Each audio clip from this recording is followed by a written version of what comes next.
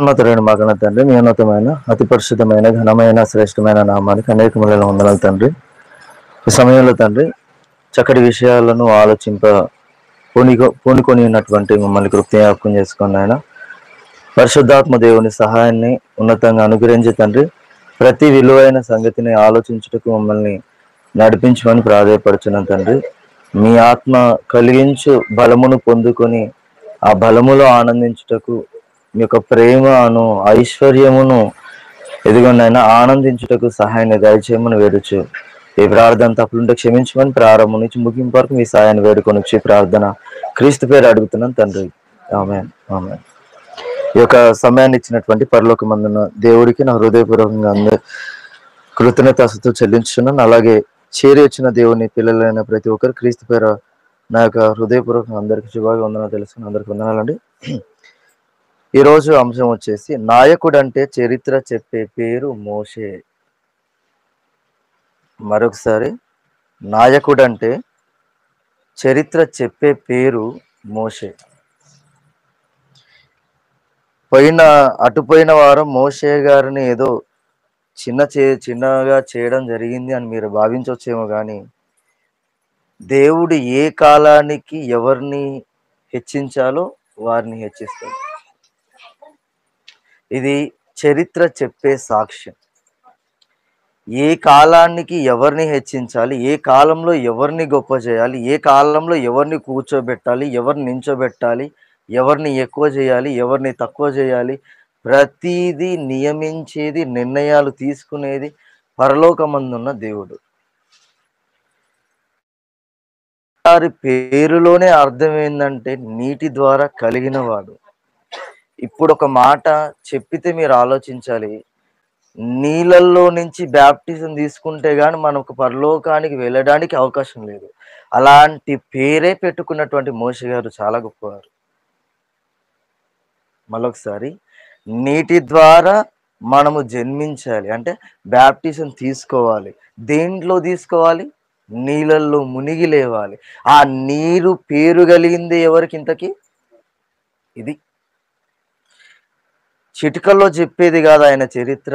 ఆయన పేరులో ఒక ఎత్తైతే ఆయన జీవితమే ఇదిగో రాజకీయాలకు చెప్పింది ఒక పేరు చెబితే, ఇంకా డాక్టర్ బిఆర్ అంబేద్కర్ గారి జీవితంలో కూడా ఒక భాగం అయిపోయాడు మోషే గారు. ఆయన తన లేఖను, తన జీవితాన్ని రాసుకుంటూ అంబేద్కర్ గారు చెప్పినటువంటి పేరేందో తెలుసా?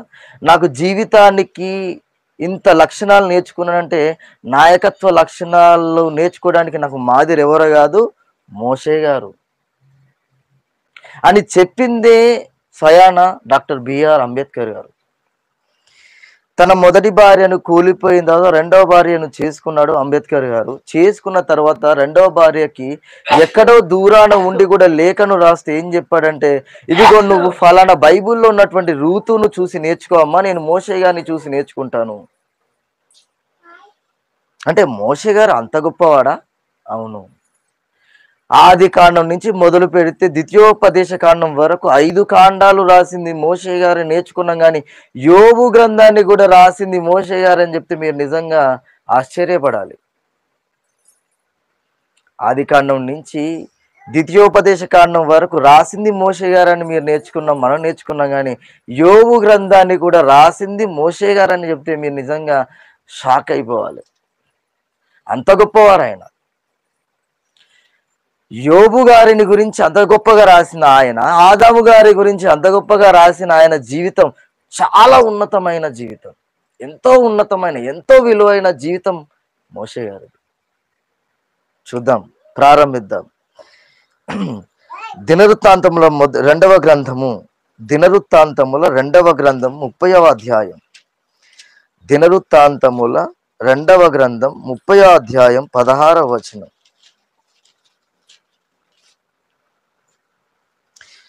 దైవజనుడు అనే పేరు కొత్త నిబంధనకు సంబంధించిందని మీరు అనుకుంటారు, కానీ ఆయన కొత్త నిబంధన రాకంటే ముందే పేరు పొందిన ఆయన. చూడండి ఒకసారి 30వ అధ్యాయం 16వ వచనం ఏముందో ఒకసారి చూడండి, ట్యాగ్ చూడండి ఆయనకి.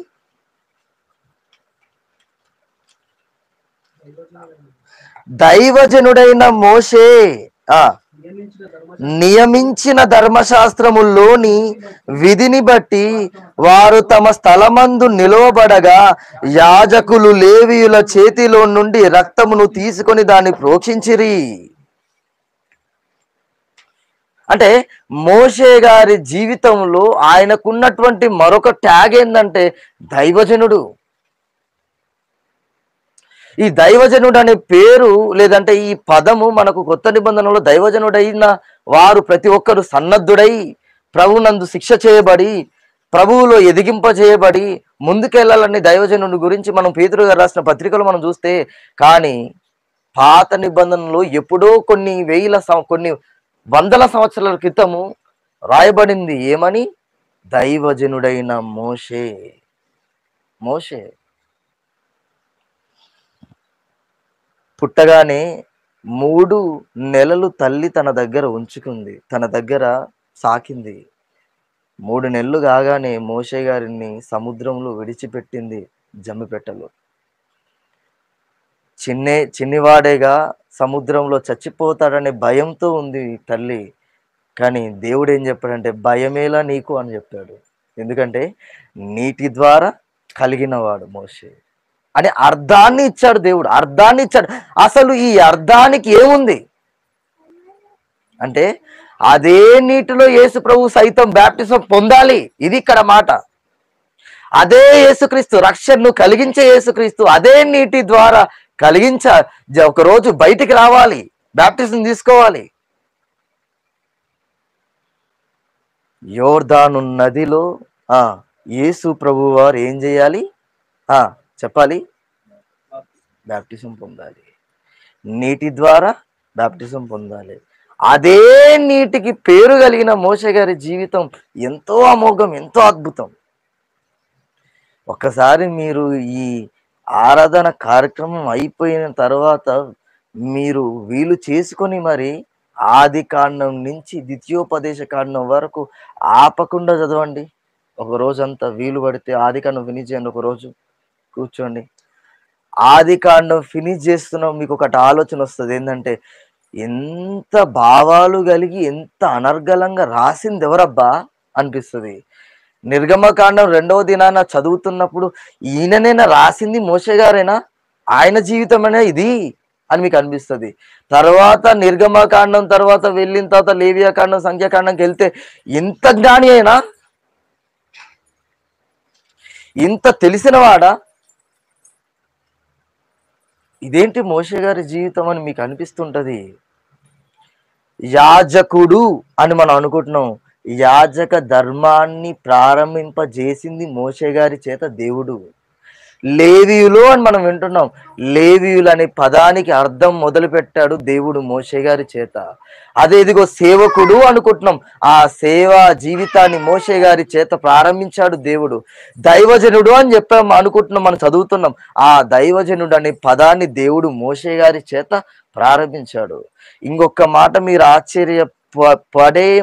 పోయే మాట చెప్తే ఏంటంటే, ఈ రోజు మనం చదువుకుంటున్న మ్యాథ్స్లో పిరమిడ్లు, సర్కిళ్ళు, ట్రయాంగిల్ ఏవైతే ఉన్నాయో అవన్నీ మోషే గారి కాలంలోనే ప్రారంభమయ్యింది. మోషే గారి జీవితం చిన్నది కాదు. 120 సంవత్సరాలు రౌండ్ ఫిగర్ అయితే 40 సంవత్సరాల జీవితం చదువుకిచ్చాడు. 40 సంవత్సరాల జీవితం అరణ్యాన మార్గాన్ని వెళ్ళాడు. 40 సంవత్సరాల జీవితం లీడర్షిప్కి ఇచ్చాడు. ఎంత గొప్పవాడైనా. 40 ఎంత? 80కి 40 జతేస్తే 120 సంవత్సరాలు ఎలా గడిచిపోయాయి చూడండి ఆయన జీవితం.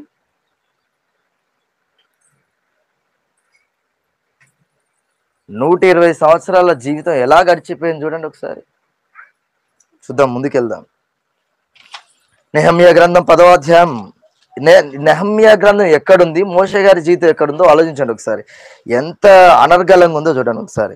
నెహమ్యా గ్రంథము 10వ అధ్యాయం. నెహమ్యా 10వ అధ్యాయం 28వ వచనం.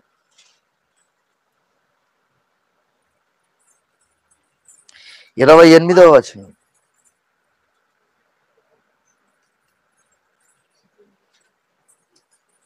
చూసారా? నెహమ్యా గ్రంథం 10వ అధ్యాయం 28వ వచనం తీసిన వాళ్ళు. జనులలో మిగిలిన వారు అనగా దేవుని ధర్మశాస్త్రమునకు విధేయులగునట్లు దేశపు జనులలో ఉండకుండా తమ్మును తాము వేరుపరచుకొనిన యాజకులు, లేవీయులు, ద్వారపాలకులు, గాయకులు, నేతినీయులు అందరును దేవుని దాసుడు. ఏమని పేరు చూడండి, దేవుని దాసుడు. దేవుని దాసుడైన మోషే ద్వారా నియమించబడిన దేవుని ధర్మశాస్త్రమును అనుసరించి నడుచుకొనుచు మన ప్రభువైన యెహోవా నిబంధనలను కట్టడలను ఆచరించుదుమని శపథము పూని ప్రమాణము చేయుట కూడిరి. అంటే దేవుని ధర్మశాస్త్రాన్ని రచించిన రచయిత ఎవరిక్కడ? మోషే గారు. ఒక మాట, ఆదాము గారు పండు తిన్నాడు, తిని మరణాన్ని కొని తెచ్చుకున్నాడు. మరణం అనేది ఎవరి కాలం వరకు ఏలింది అంటే యేసు ప్రభువు వారు రాగానే మరణపు ముళ్ళును విరిచాడు. చెప్పండి, ఎవరి కాలం వరకు ఏలింది? చూద్దాం. ఆ దాన్ని ఏలడాన్ని ఆపేసిన ఆ వ్యక్తి పేరు కూడా చూద్దాం ఈరోజు. రోమీలకు రాసిన పత్రిక 5వ అధ్యాయం. రోమీయులకు రాసిన పత్రిక 5వ అధ్యాయం. రోమీయులకు రాసిన పత్రిక 5వ అధ్యాయం. రోమీయులకు రాసిన పత్రికలు కూడా చెప్పాలి, మోషే గారి పేరు వస్తుంది. రోమీయులకు రాసిన పత్రిక 5వ అధ్యాయం 14వ వచనం. అయినను ఆదాము చేసిన అతిక్రమమును బోలి పాపము చేయని వారి మీద కూడా ఆదాము మొదలుకొని ఎంతవరకు? మోషే వరకు. మరి మిగతా వాళ్ళని ఎవరు సేవ చేస్తారు? చూసారా? మోషే వరకు మరణమేలెను. ఆదాము మొదలుకొని మోషే వరకు మరణమేలెను. ఆదాము రాబో వానికి గురుతై ఉండెను. జ్ఞాని సొలొమోను గారు అవ్వచ్చు, జీవిత భిక్ష మోషే గారి దగ్గర ఉంది. ఇంత గొప్పవాడా? అవును.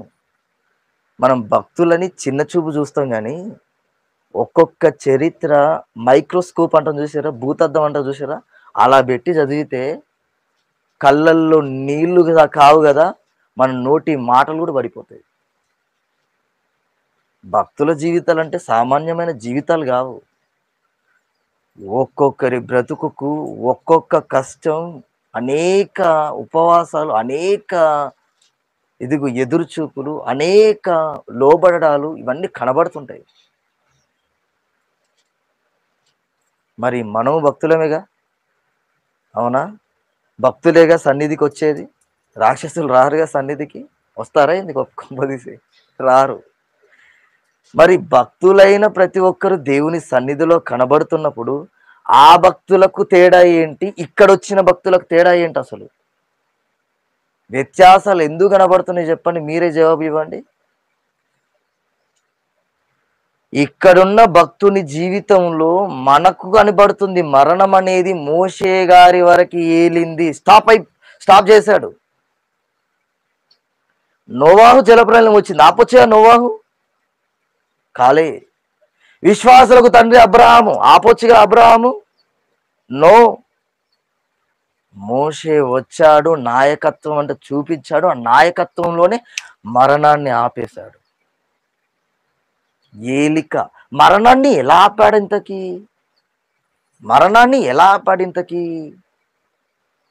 ధర్మశాస్త్రం అనే రూల్స్ ఏవైతే ఉన్నాయో వాటిని ప్రజల ముందు పెట్టి, ఇవి పాటించండ్రా నాయన, పాపం అనేది మీ జోలికి రాదు. ధర్మశాస్త్రం లేకపోతే ఏం జరుగుతుంది? మరణం అనేది మన మీద ఏలుబడి చేస్తుంది. ధర్మశాస్త్రం వచ్చింది, అది ఛాయారూపకం దేనికి? క్రొత్త నిబంధనకి. ఇప్పుడు క్రొత్త నిబంధన వచ్చిందంటే ధర్మశాస్త్రం ఉండాలి. ధర్మశాస్త్రం లేకుండా కొత్త నిబంధన రావడం సులభమా కష్టమా? కష్టం. ఇప్పుడు ఈ ధర్మశాస్త్రాన్ని రచించిన వ్యక్తి ఎవరు? ఉన్నదే ఒకరు. ఆ ఒక్కరే కానీ ఆ ఒక్కడే రాసిన ధర్మశాస్త్రాన్ని బట్టి ఈ రోజు మనం చదువుకుంటున్న క్రొత్త నిబంధన వచ్చింది. ఎంత గొప్ప రచయిత అయినా ఇంతకీ ప్రపంచంలో తెలుగు కవులు రచయితలు పనికొస్తారా? భూమి మీద పుట్టుకొచ్చిన ఏ రచయిత అయినా పనికొస్తాడా ఈయన ముందట? చెప్పండి. ఈయనను బేసయ్యే కొత్త నిబంధన వచ్చిందంటే ఎంత గొప్ప ప్రవక్త, ఎంత గొప్ప దైవజనుడు, ఎంత గొప్ప దాసు, ఎంత గొప్ప సేవకుడు. వెళుతూ వెళుతూ కూడా ఇంత ధర్మశాస్త్రాన్ని ఇచ్చాను, నా గుడి కట్టండి, నన్ను పూజించండి అని చెప్పలేదు ఈ దైవజనుడు. నా సమాధి దొరికితే నాకే గుడి కట్టి నన్నే విగ్రహంగా చేసి నన్ను పూజిస్తారని సమాధి కూడా ప్రజలకు తెలపకుండా ఎక్కడో వీళ్ళు చచ్చిపోయాడు మోషే గారు. ఇది నా క్యారెక్టర్. మరి మనం వచ్చామంటే తెలియాలి, మనం మాట్లాడమంటే తెలియాలి, మన ఫేస్ ఏదో తెలియాలి, మన ఐడెంటిటీ ఏదో తెలియాలి. మర్చిపోతే నేను ఇది ఫలానా దగ్గర నుంచి అని చెప్తాం. వీలైతే నేను ఇది చెప్పడానికి కారణం నాకు ఇన్ని గోల్డ్ మెడల్స్ ఉన్నాయని చెప్తాం, నాకు ఇన్ని డిగ్రీలు అని చెప్తాం, ఇంత చదివినా అని చెప్తాం. ఎవరు గుర్తు చేయకపోతే మనమే 10 రూపాయలు 100 రూపాయలు ఇచ్చి పూల సన్మానం మనమే చేయించుకుంటాం. ఈరోజు దినాలు ఇవి. మోషే గారిని చూడండి ఒకసారి. ఆ రోజుల్లో 6 లక్షల మంది అయ్యా దేవుడా అని మొక్కారు. చెప్పాలి ఈ మాట మీకు. ముస్లింల తెగ వచ్చిందంటే కారకుడు ఎవరో కాదు, మోషే గారు. అవును, ఆ ప్రవక్త, నేను చివరిలో ఆయన పలికిన మాటకు ఆ ప్రవక్త ఎవరు అనుకుని మొహమ్మద్ ప్రవక్త అనుకున్నారు అందరూ. ప్రవక్త అంటే ఆ ప్రవక్త గురించి చెప్పిన ఈ ప్రవక్త ఎవరు? మోషే అనే ఈ ప్రవక్త గారు రాబోయే యేసు ప్రభువు అని ఆయన గురించి చెప్పి మరణిస్తే, ఇదిగో ప్రవక్త అంటే మహమ్మద్ ప్రవక్త అనుకొని ముస్లింల తెగ అయిపోయింది. చూడండి ఒకసారి. ముస్లింల తెగ కూడా ఇప్పటికీ మోషే గారిని ఎంత గౌరవిస్తుందంటే మీరు నమ్మరు, చాలా గౌరవిస్తుంది.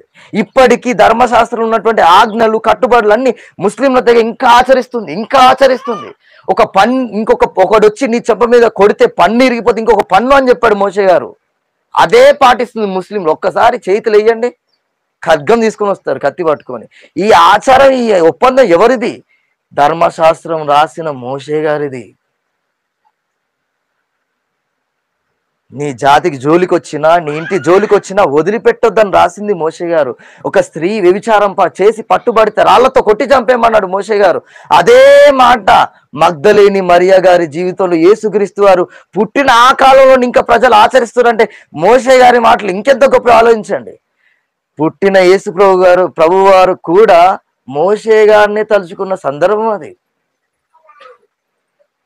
అంత గొప్పవారా మోషే గారు? అవును. చూడండి, తల్లి అనుకుంది బానిసకు పుట్టి కుమారుడని. తల్లికి తెలియదు పుట్టింది బానిసకైనా పెరగబోయేది దేవుని బిడ్డగా అని.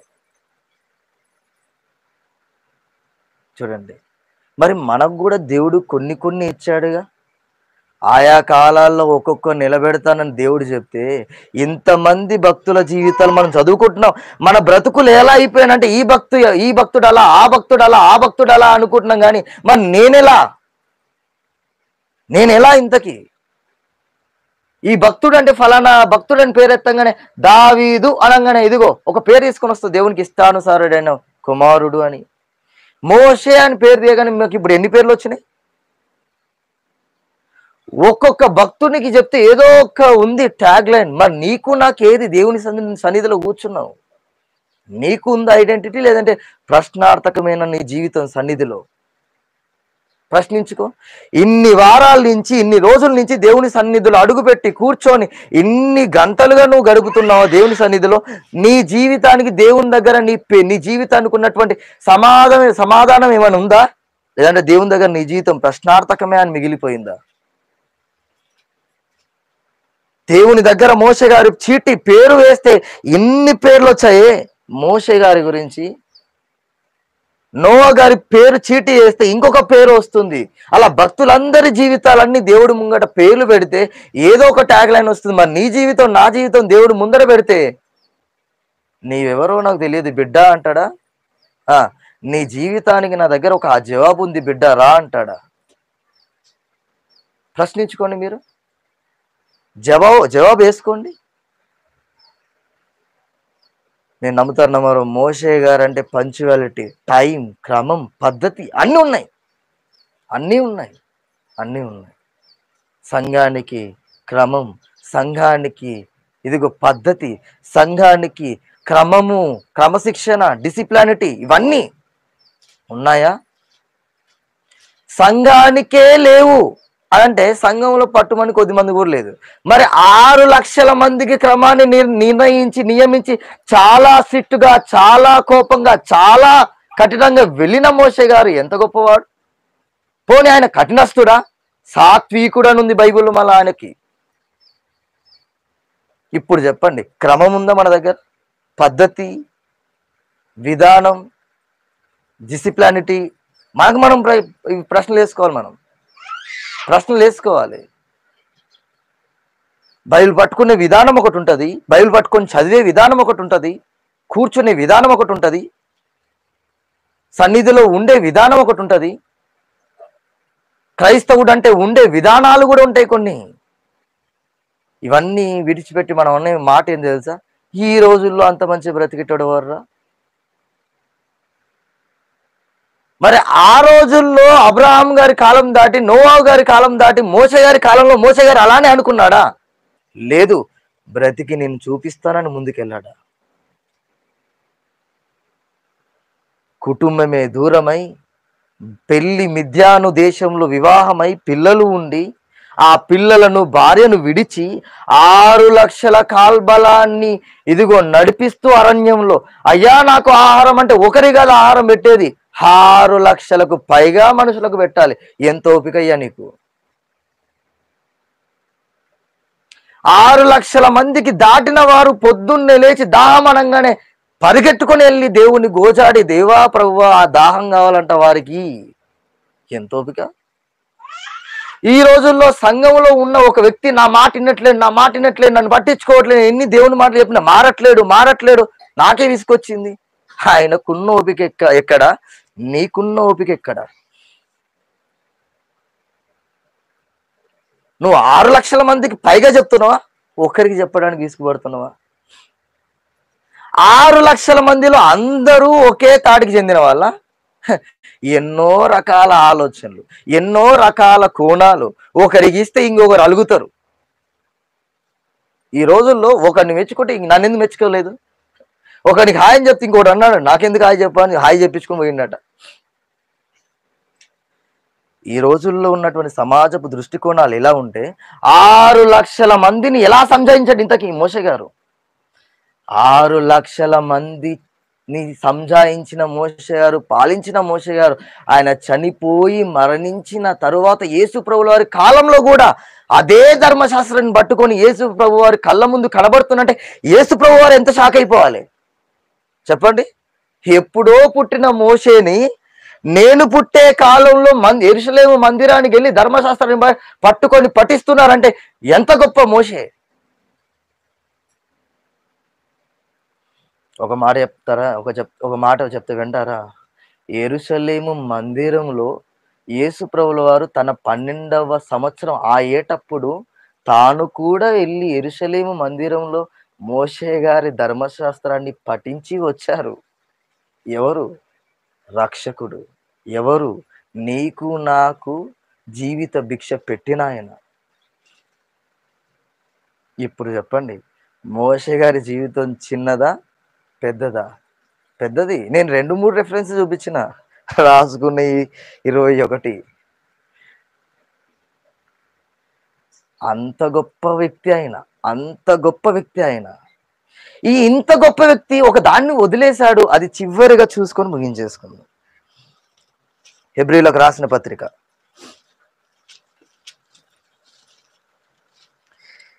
హెబ్రీయులకు రాసిన పత్రిక 11వ అధ్యాయం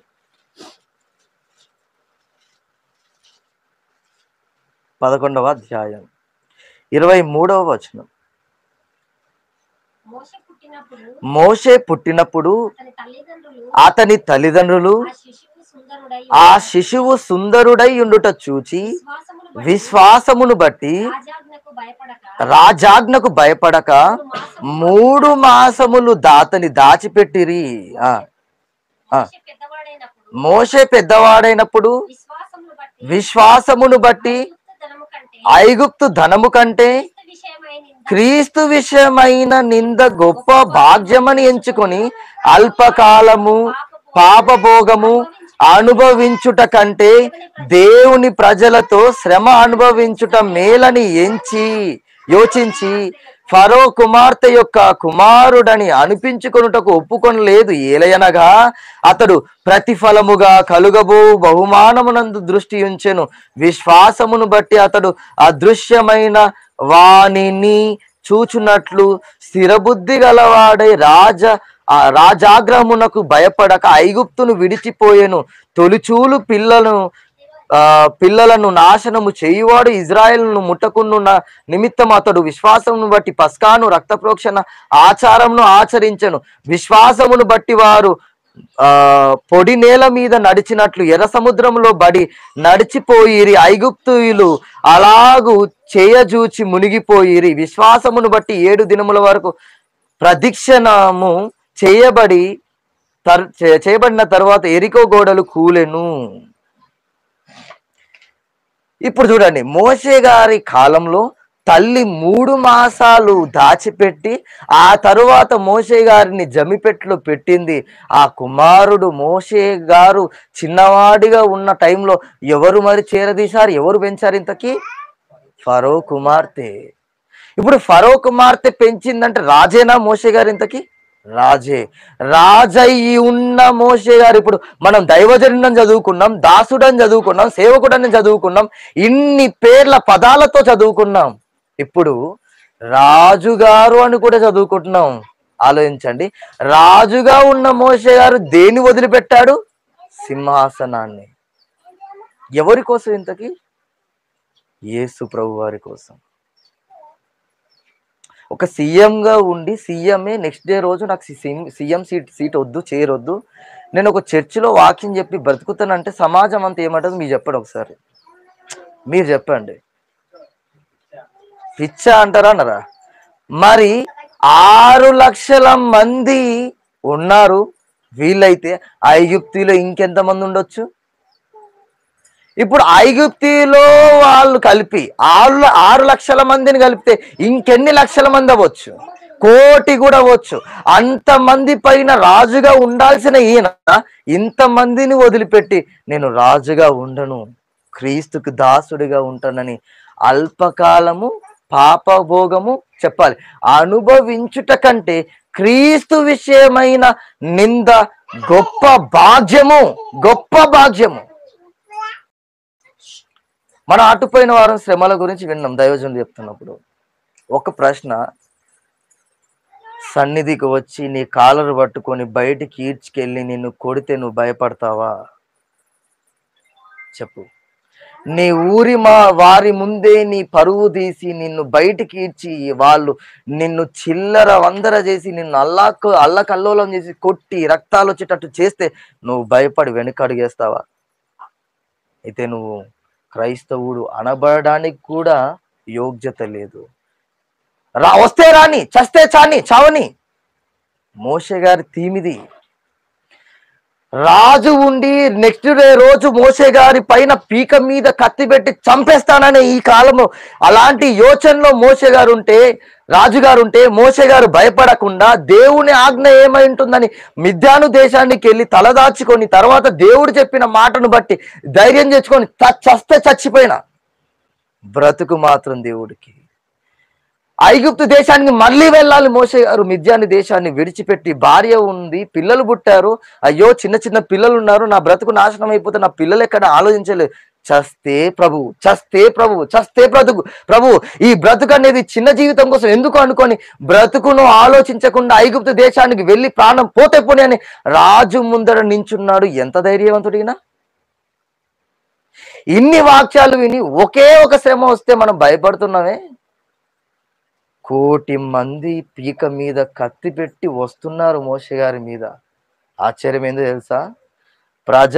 ప్రజలను విడిపించాలని మోషే గారు వెళ్తే అదే ప్రజలు తన నెత్తి మీద కూర్చొని అడుగుతున్నారు, ఏమని? నువ్వు ఎందుకు వచ్చావు అసలు?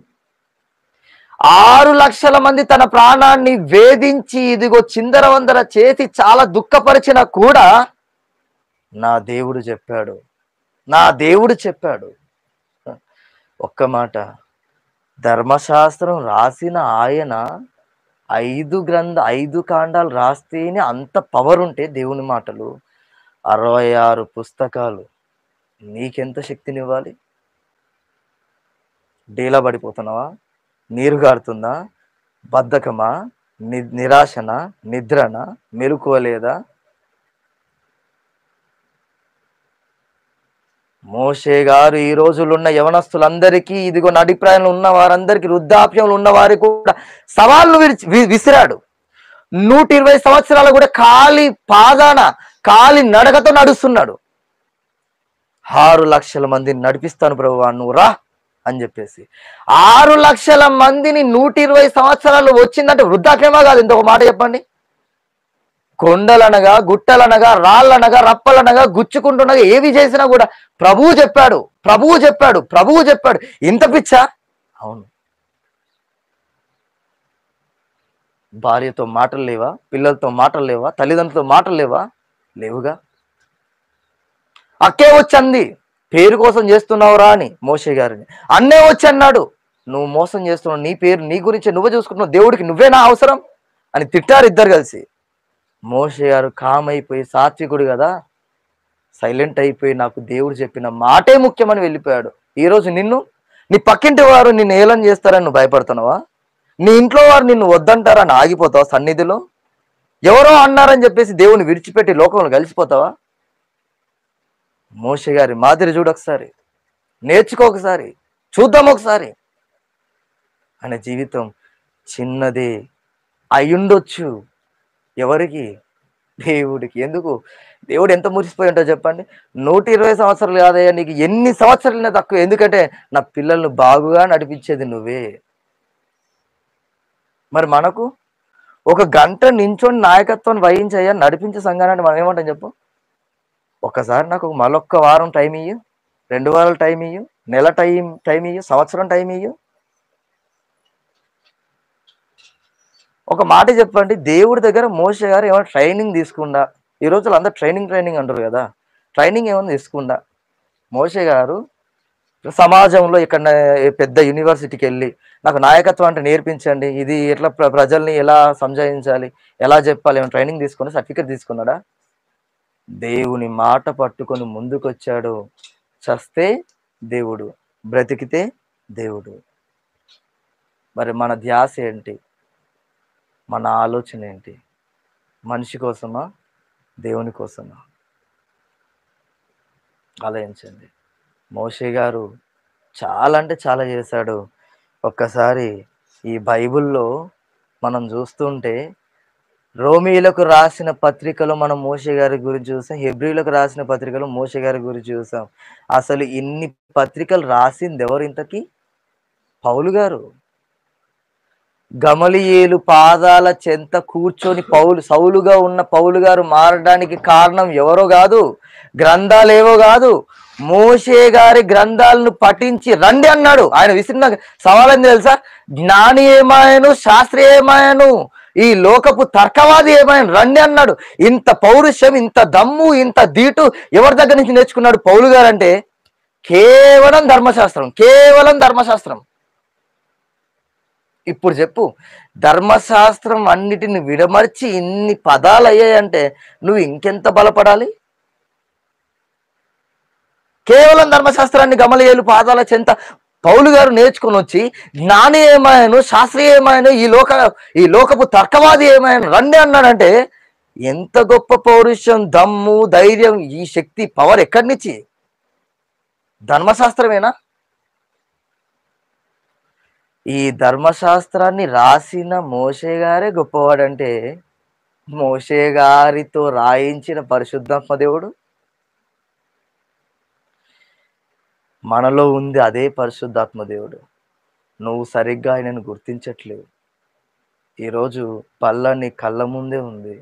ప్రశ్నించుకో. నీలో ఉన్న పరిశుద్ధాత్మ దేవుణ్ణి ఏం చేస్తున్నావు నువ్వు? సహాయం తీసుకుంటున్నావా? సహకారాన్ని తీసుకుంటున్నావా? ఆయన చెప్పిన మాటలు బట్టి బ్రతుకుతున్నావా? ఆయన నీ గుండెల్లో చేసే చప్పుళ్ళు, ఆయన నీ గుండెల్లో కలిగించే ఆలోచనలు, వాక్య విధానాలు, అవన్నీ బట్టి నువ్వు ప్రేరేపణకు లోబడి ముందుకెళ్తున్నావు. తప్పుల మీద తప్పులు చేసి, ఇదిగో ప్రభువా నన్ను క్షమించు, క్షమించు, క్షమించు, క్షమించు అని చెప్పేసి ఆయనను దుఃఖపరుస్తూ ఆయనను ఎక్కడో మూలకు దుబ్బేస్తావా? పరిశుద్ధాత్మ దేవుణ్ణి ఆలోచించి ఈరోజు. అదే ఆయన మోషే గారిని నడిపించాడు. అదే ఆయన నిన్ను నన్ను నడిపిస్తాడు. మోషే గారు క్రీస్తును చూశాడు. ఎవరి విషయమైన ఇంత గొప్ప భాగ్యం? క్రీస్తు విషయమై. మరి మనకు అదే క్రీస్తు, అదే క్రీస్తు. బోధకులొద్దు, చెప్పేవారొద్దు, కళ్ళ ముందు కనిపించేవారొద్దు. మనకు కేవలం ఆయనే శిరోధార్యం, ఆయనే మనకు శిరస్సు, ఆయనే మనకు గొప్ప, ఆయనే మనకు రక్షకుడు, రక్షణ, కేడం అన్నీ. కాబట్టి ఆయనను చూస్తూ దేవుణ్ణి ప్రేమిస్తూ దేవుని యందు భయభక్తులు కలిగి ముందుకు నడవాలని మిమ్మల్ని అందరినీ కోరుకొనొచ్చు ఈ మాటలు ముగించేస్తున్నాం. ప్రార్థన చేసుకుందాం.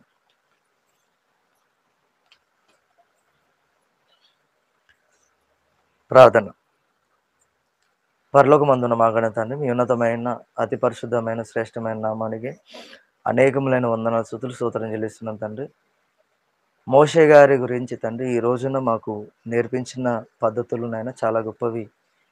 నాయకుడు అని చరిత్ర ఎందుకు చెప్పుతుంది అని ఈరోజు మాకు కళ్ళ ముందే సాక్ష్యాలుగా మీ వచనాలు చెప్పాయి నాయన. మీ మాటలు, మీ లేఖన సారమే చెప్పింది. చరిత్ర ఇప్పటికీ మర్చిపోవట్లేదు నాయన. మరి ఆయననే మర్చిపోవట్లేదంటే ఎదిగోండి నాయన, మరి ఆయనను నడిపించిన మీరు ఇంకా చాలా గొప్పవారు.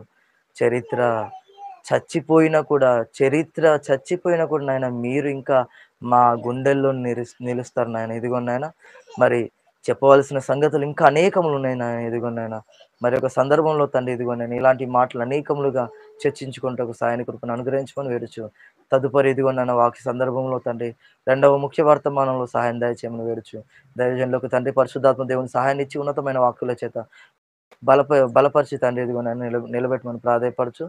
సమస్త మహిమ ఘనత ప్రభావాలు మీకే ఆరోపిస్తూ చెల్లిస్తూ లేని మాటలు కాని మాటలు ఏవైనా తండ్రి చెప్పి ఉంటే నన్ను క్షమించి సరిదిద్ది సరిచేయమని ప్రాధాయపరచు. ఈ ప్రార్థన క్రీస్తు పేరు అడిగి బ్రతున్నాడు వేడుకొని వచ్చినాను తండ్రి. ఆమేన్, ఆమేన్. అందరికీ వందనాలండి.